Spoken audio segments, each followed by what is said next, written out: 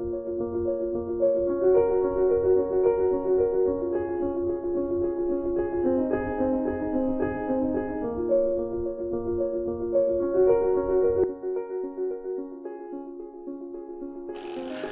everyone, I hope you're fine.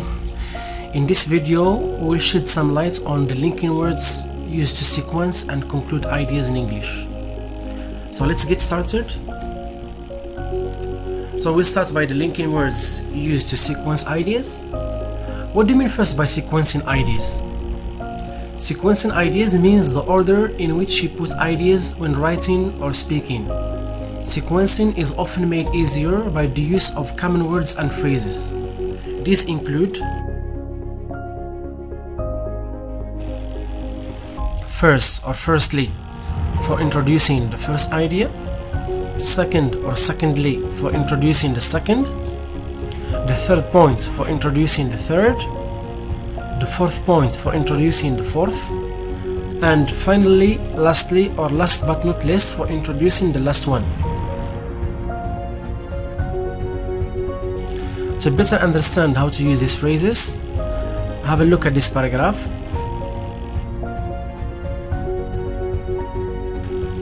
So this is a paragraph about Facebook. For introducing the different ways I use Facebook, I used firstly, secondly, and last but not least for sequencing my ideas. Firstly introduces the first idea. I use it to share my feelings, photos, videos, etc.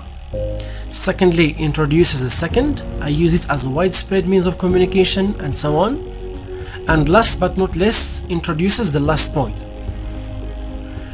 If you don't want to use firstly, secondly, the third point, the fourth point, finally or lastly, you can use this group of linking words to begin with, to start with, or first of all to introduce your first idea. The second idea can be introduced using moreover, besides, also, or furthermore. So if you want to introduce your second idea with moreover, don't repeat it for introducing the third idea or the fourth one. Use another one. Lastly, finally, last but not least should be used for introducing the last idea.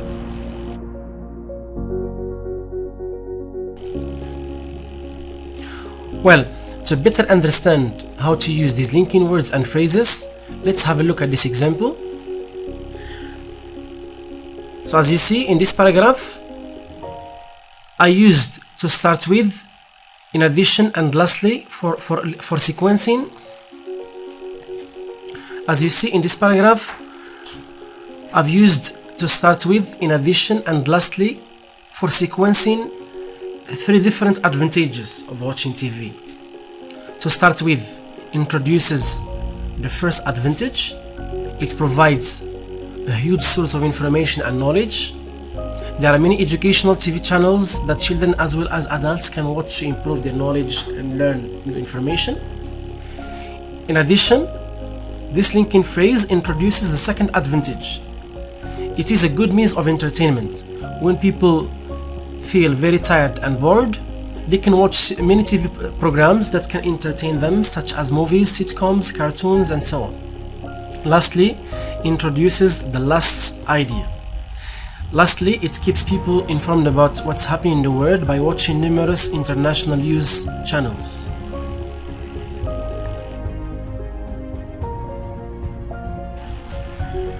Now we'll move on to talk about the linking phrases used to sequence advantages.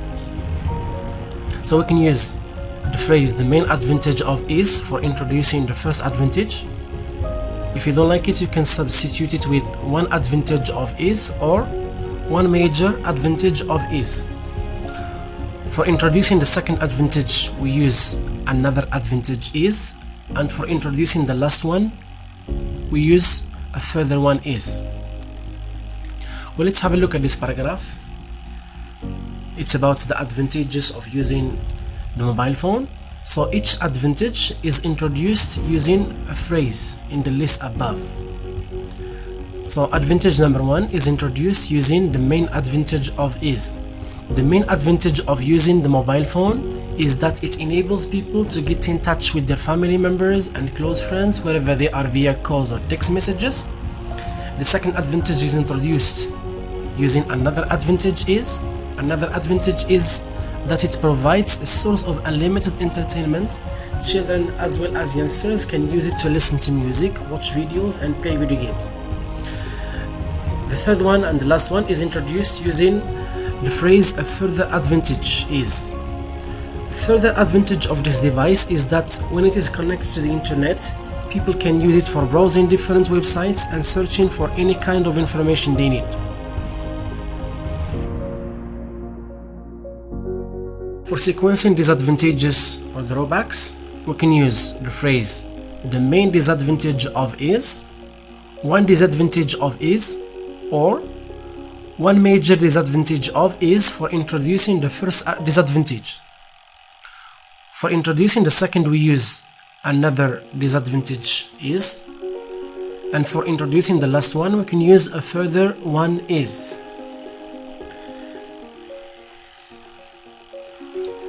So have a look at this paragraph about the disadvantages of using the internet.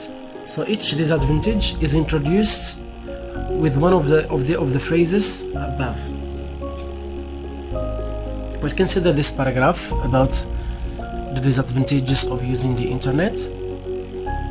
Each disadvantage is introduced using one of the phrases in the list above.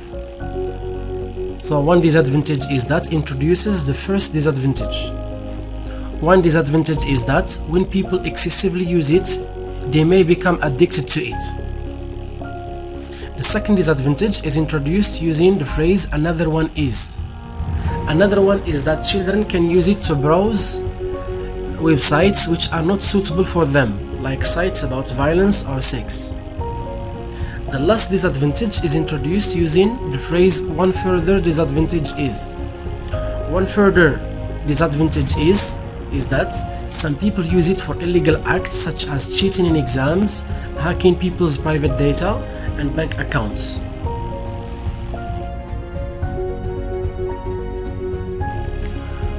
When your goal is to sequence causes when speaking or writing, you can use the phrases the main cause of is, one cause of is, or one major cause of is for introducing the first cause.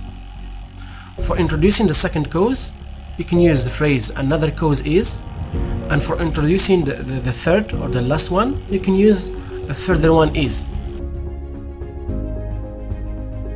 We'll take a look at this paragraph. It's about the causes of child labor. Here, 3 causes of this phenomenon are mentioned in the paragraph, and each cause is introduced using one of the phrases in the list above. Cause number 1 is introduced using the phrase the main cause of is. The main cause of this phenomenon is poverty. Many parents are unable, etc. The second cause is introduced using the phrase another cause is. Another cause is illiteracy, some parents, and so on. And the last cause is introduced using the phrase a further cause is. A further cause is natural disasters like earthquakes, floods, and storms, etc., etc. Now, let's look at the linking words and phrases used to conclude ideas. These transition words and phrases conclude, summarize, or restate ideas you have already written or said. In general, these phrases go at the beginning of a sentence and are followed by a comma. The most common linking words and phrases used to conclude ideas are to sum up, all in all things considered, to conclude, in summary, in conclusion, on the whole, taking everything into account, finally, and lastly. So these are 3 conclusions taken from 3 different essays. So the first one is taken from an essay about the causes of dropping out of school. So as you see, the conclusion is introduced using the linking phrase to conclude. And the function of the conclusion is to summarize the ideas that you have already mentioned. The second conclusion is taken from an essay about the advantages and disadvantages of using the internet. The conclusion is introduced using the phrase "in conclusion."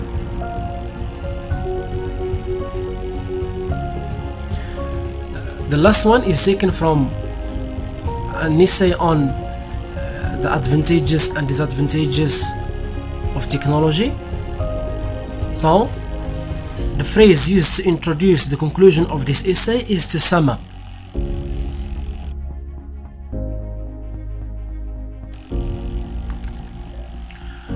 We can also use these phrases for concluding a paragraph.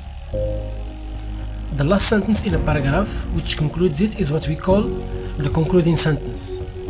So the concluding sentence of a paragraph can be introduced using "in summary," "to conclude," "in brief," "lastly." As you see, this paragraph is concluded using the phrase "in summary."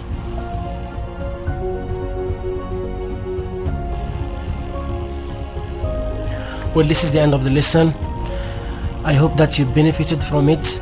Before ending the video, let us quickly summarize what I said about linking words used to conclude and sequence ideas in English.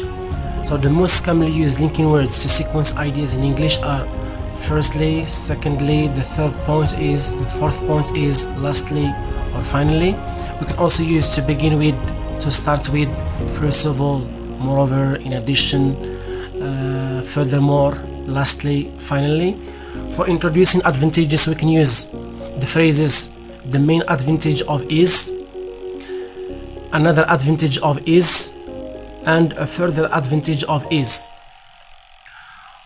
For sequencing disadvantages, we can use the phrase "one major disadvantage of is" plus disadvantage number 1, "another disadvantage is" plus disadvantage number 2, "a further disadvantage is" plus disadvantage number 3. For sequencing causes, we can use the phrases "the main cause of is," "another cause of is," "a further one is." For concluding ideas, we can use "to conclude," "in summary," "to sum up," "taking everything into account," and so on. Thank you so much for your attention.